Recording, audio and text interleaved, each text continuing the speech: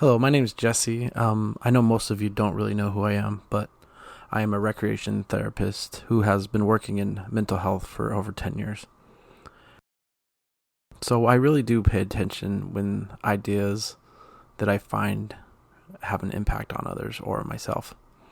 One such idea came a few months ago, and I was just looking through a social media app, and I think I found it there. But it's called the Unavoidable Stages of Success. This thing is amazing. It's basically a chart that defines how anytime we start something new, we're going to go through some unavoidable stages. So I will give you an example. So pretend as a kid you saw a rock concert or something that really was like, wow, I really want to do that. So that happens all the time with us. We see something new and we're like, oh, I really want that. And you make it a goal. So that's the beginning of the journey, is that you find something you're interested in, you make it a goal. And when you start out, let's pretend we're going to go with the rock concert thing, the rock star. So at the beginning, you go into this first stage called uninformed optimism. Basically, at that stage, you are very excited. You're optimistic. It's the honeymoon stage. It's the time when you first buy the guitar. You go to the store and you play it, and you're just super excited. We've all may have been there, where you start something that you're just passionate about. You get the thing home, the guitar, and you actually start playing it. And you find out that, holy cow, this hurts my fingers. My fingers are in pain. I don't know how to tune the thing. Do I have to drive back to the store to get it tuned? All these questions and pains that go through the beginning cycles of learning something new. And many people, that feels a little bit like you start to get a little pessimistic. The workload becomes evident. You actually discover that it is hard to play the guitar. It's hard to tune it. It's hard to make the sounds you want it to make. So you're getting a little pessimistic. And often this pessimism leads into the valley of despair, where you're basically like, holy cow, my fingers are bleeding now. This sucks. I actually suck. They were right, I was wrong. I shouldn't have spent the $500 for the guitar. Maybe I should quit. You start to really have decreased enthusiasm. You feel lost. And you're facing what they call the dragons. So this can be many things for many people. The valley of despair can be past things that come up. It can be a lot of things. And this sometimes is the stage where most people will give up. They face the dragon and they run and hide. They face the dragon and they And so sometimes, in the guitar example, you're like, okay, yeah, the guitar really hurts my fingers. Maybe I should start something else. Maybe I'll get a ukulele. I heard those are smaller. Maybe the strings are softer and won't hurt my fingers as bad. And so you can see that it's a cycle.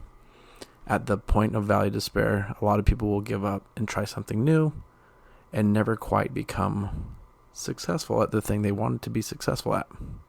And so this valley of despair is something that we have to learn to get through.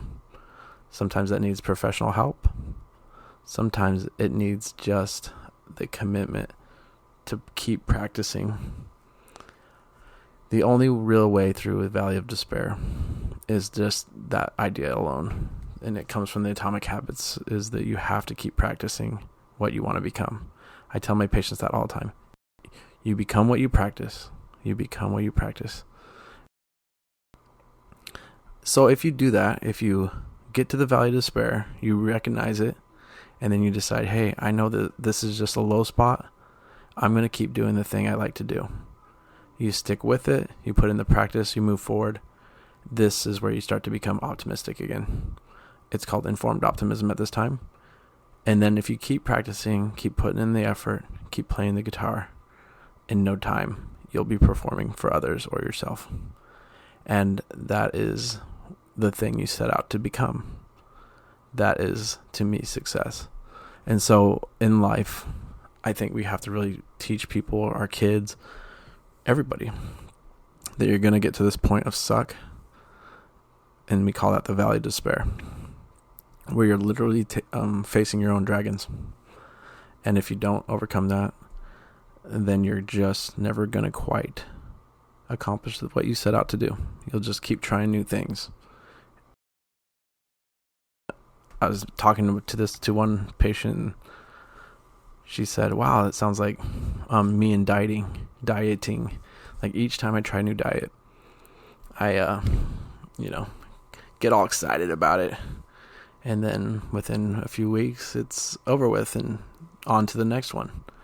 So this is very universal, where people get to the point where it stinks and they give up instead of keep putting in the practice. So that's something motivating to me. That's why I hope you guys enjoy it. I have a diagram that I'll share with you guys showing that cycle.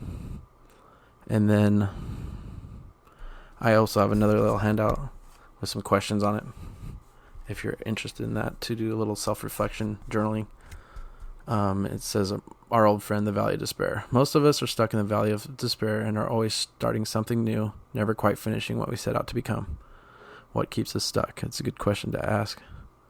What do you usually get trapped on? Is there something external holding you back? What internal thoughts are holding you back? Is there something in the past that has convinced you that you can't? And those are the questions that we often have to face in that valley of despair as well.